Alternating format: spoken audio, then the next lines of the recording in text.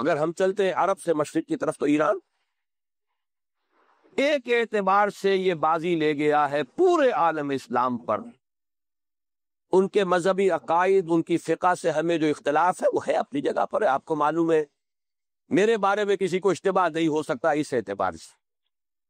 میری جس درجے دشمنی رکھی گئی ہے، جس طرح میرے سر کا جو ہے مطالبہ ہوتا تھا، دو ہی آدمی تھے پاکستان میں کہ جن کے سر مانگے گئے، ایک کراچی کے وہ شاہ بلیغ الدین صاحب اور ایک میں.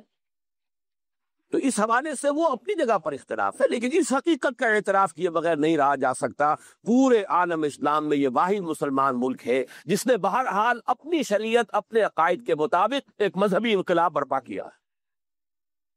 اور پورے عالم اسلام میں مذہبی سطح پر حکومت کی سطح پر فنڈامنٹلسٹ صرف ایک ملک ہے، یا دوسرا جو ہے تھوڑا سا وہ ہے سوڈان، لیکن اس کی اہمیت اس لیے نہیں کہ وہ کسی عوامی انقلاب سے نہیں بنا، بلکہ وہ تو فوجی انقلاب سے شکل بنی ہے جو بھی بنی ہے. اللہ کرے اس میں استقامت ہو، اس سے یقینی کوئی نتیجہ برآمد ہو جائے. خبریں بھی اچھی آ رہی ہیں، لیکن میں تو دنیا کا جو پرسپیکٹو ہے اس کے حوالے سے عرض کر رہا ہوں کہ اس پہلو سے ایران ان کا ٹارگٹ ہے، ٹارگٹ نمبر 1 ایک خاص اعتبار سے. ٹارگٹ نمبر 1 ایک دوسرے اعتبار سے ہم ہیں، وہ میں بعد میں عرض کروں گا. چونکہ حکومت کی سطح پر فنڈامنٹلزم ہے اور وہ آیا ہے ایک عوامی انقلاب کے نتیجے میں، پھر ان کے پاس تیل کی دولت ہے، اس کے خلاف اکنامک سینکشنز بھی ہو جائیں تو اگر لیبیا کھڑا ہو سکتا ہے تو بہرحال وہ بھی کھڑا ہو سکتا ہے. اور نقشہ وہ دنیا کو دکھا چکا ہے کہ لڑا دے ممولے کو شہباز، یہ نقشہ بھی اس نے دکھا دیا. یہ ہے ایران کا معاملہ. نمبر 2 پاکستان. پاکستان 400 برس کی تجدیدی مساعی کا امین ہے، امانت دار ہے. پورے ہندوستان میں مجدد الفسانی رحمت اللہ علیہ، شاہ ولی اللہ دہلوی رحمت اللہ علیہ، سید احمد بریلوی رحمت اللہ علیہ، ان کا جہاد، پھر اس 20ویں صدی عیسوی میں یا 14ویں صدی ہجری میں علامہ اقبال جیسا مفکر، مولانا مودودی جیسا مصنف، مولانا الیاس جیسا مبلغ، شیخ الہند جیسا مجاہد حریت، پورے عالم اسلام میں ان کا پیرلل کوئی موجود نہیں. یہ 400 سال کی تاریخ ہے. اس کی امانت اور اس کے نتیجے میں یہاں کے مڈل کلاس میں فنڈامنٹلزم کا ایک نیوکلیس ہے. اگرچہ حکومت کی سطح پر کوئی پیش رفت نہیں ہو سکی آج تک، بلکہ اب تو پسپائی ہو رہی ہے، اب پیچھے ہٹ رہے ہیں. وہ ہمارے ان سیاسی جو بھی زعماء ہیں، جو جماعتیں ہیں، ان کی غلطی اور الیکشن ہی کو واحد میدان بنا کر اس کے اندر اپنا سارا وقت، توانائیاں، قوتیں ضائع کر دینا، یہ ہے در حقیقت جس کا کہ یہ صدا مل رہی ہے کہ اس اعتبار سے تو پسپائی کی طرف ہے معاملہ، کسی پیش رفت کی طرف نہیں ہے. لیکن باہر والے تو دیکھتے ہیں نا کہ اندر کیا کچھ مواد موجود ہے. اگر مڈل کلاس میں وہ فنڈامنٹلزم کا بارود موجود ہے تو کسی بھی وقت اس کے اندر جو ہے وہ کوئی دھماکہ ہو سکتا ہے. دوسری بات جو ان کے لیے ایک اعتبار سے ٹارگٹ نمبر 1 ہمیں بنا رہی ہے وہ ہمارا ایٹمک نو ہاؤ ہے. پورے عالم اسلام میں اور کسی کے پاس نہیں. اسلامی بم اگر بنے گا تو یہی بنے گا. یہ ہے مختلف اسباب جس کے بنا پر ایران اور پاکستان کو آپ بریکٹ کر لیجئے. یہ اس نیو ورلڈ آرڈر یا آج کی میری گفتگو کے حوالے سے یہودی اور عیسائی گٹھ جوڑ کا جو ٹارگٹ نمبر 1 ہے، ایک اعتبار سے ایران ہے، ایک اعتبار سے پاکستان. ان میں سے نمبر 1 ایران ہے. اگر ہم چلتے ہیں عرب سے مشرق کی طرف تو ایران ایک اعتبار سے یہ بازی لے گیا ہے پورے عالم اسلام پر. ان کے مذہبی عقائد، ان کی فقہ سے ہمیں جو اختلاف ہے وہ ہے اپنی جگہ پر ہے. آپ کو معلوم ہے میرے بارے میں کسی کو اشتباہ نہیں ہو سکتا اس اعتبار سے. میری جس درجے دشمنی رکھی گئی ہے، جس طرح میرے سر کا جو ہے مطالبہ ہوتا تھا، دو ہی آدمی تھے پاکستان میں کہ جن کے سر مانگے گئے، ایک کراچی کے وہ شاہ بلیغ الدین صاحب اور ایک میں.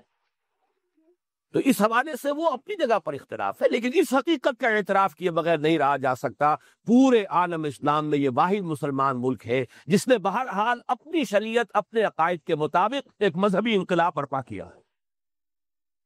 اور پورے عالم اسلام میں مذہبی سطح پر حکومت کی سطح پر فنڈامنٹلسٹ صرف ایک ملک ہے، یا دوسرا جو ہے تھوڑا سا وہ ہے سوڈان، لیکن اس کی اہمیت اس لیے نہیں کہ وہ کسی عوامی انقلاب سے نہیں بنا، بلکہ وہ تو فوجی انقلاب سے شکل بنی ہے جو بھی بنی ہے۔ اللہ کرے اس پہ استقامت ہو، اس سے یقینی کوئی نتیجہ برآمد ہو جائے۔ خبریں بھی اچھی آ رہی ہیں، لیکن میں تو دنیا کا جو پرسپیکٹو ہے اس کے حوالے سے عرض کر رہا ہوں کہ اس پہلو سے ایران ان کا ٹارگٹ ہے، ٹارگٹ نمبر 1 ایک خاص اعتبار سے۔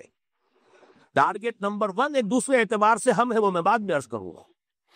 چونکہ حکومت کی سطح پر فنڈامنٹلزم ہے اور وہ آیا ہے ایک عوامی انقلاب کے نتیجے میں، پھر ان کے پاس تیل کی دولت ہے، اس کے خلاف اکنامک سینکشنز بھی ہو جائے تو اگر لیبیا کھڑا ہو سکتا ہے تو بہرحال وہ بھی کھڑا ہو سکتا ہے، اور نقشہ وہ دنیا کو دکھا چکا ہے کہ لڑا دے ممولے کو شہباز، یہ نقشہ بھی اس نے دکھا دیا۔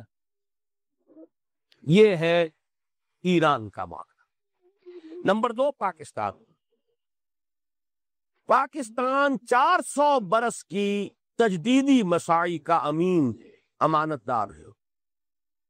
پورے ہندوستان میں مجدد الفسانی رحمت اللہ علیہ، شاہ ولی اللہ دہلوی رحمت اللہ علیہ، سید احمد بریلوی رحمت اللہ علیہ، ان کا جہاد، پھر اس 20ویں صدی عیسوی میں یا 14ویں صدی ہجری میں علامہ اقبال جیسا مفکر، مولانا مودودی جیسا مصنف، مولانا الیاس جیسا مبلغ، شیخ الہند جیسا مجاہد حریت، پورے عالم اسلام میں ان کا پیرلل کوئی موجود نہیں۔ یہ 400 سال کی تاریخ ہے، اس کی امانت، اور اس کے نتیجے میں یہاں کے مڈل کلاس میں فنڈامنٹلزم کا ایک نیوکلیس ہے، اگرچہ حکومت کی سطح پر کوئی پیش رفت نہیں ہو سکی آج تک، بلکہ اب تو پسپائی ہو رہی ہے، اب پیچھے ہٹ رہے ہیں۔ وہ ہمارے ان سیاسی جو بھی زعماء ہیں، جو جماعتیں ہیں، ان کی غلطی اور الیکشن ہی کو واحد میدان بنا کر اس کے اندر اپنا سارا وقت، توانائی اور قوت ضائع کر دینا، یہ ہے در حقیقت جس کا کہ یہ صدا مل رہی ہے کہ اس اعتبار سے تو پسپائی کی طرف ہے معاملہ، کسی پیش رفت کی طرف نہیں ہے۔ لیکن باہر والے تو دیکھتے ہیں نا کہ اندر کیا کچھ مواد موجود ہے۔ اگر مڈل کلاس میں وہ فنڈامنٹلزم کا بارود موجود ہے تو کسی بھی وقت اس کے اندر جو ہے وہ کوئی دھماکہ ہو سکتا ہے۔ دوسری بات جو ان کے لیے ایک اعتبار سے ٹارگٹ نمبر 1 ہمیں بنا رہی ہے، وہ ہمارا ایٹمک نو ہاؤ ہے، پورے عالم اسلام میں اور کسی کے پاس نہیں۔ اسلامی بم اگر بنے گا تو یہی بنے گا۔ یہ ہے مختلف اسباب جس کے بنا پر ایران اور پاکستان کو آپ بریکٹ کر لیجئے، یہ اس نیو ورلڈ آرڈر یا آج کی میری گفتگو کے حوالے سے یہودی اور عیسائی گٹھ جوڑ کا جو ٹارگٹ نمبر 1 ہے، ایک اعتبار سے ایران ہے، ایک اعتبار سے پاکستان۔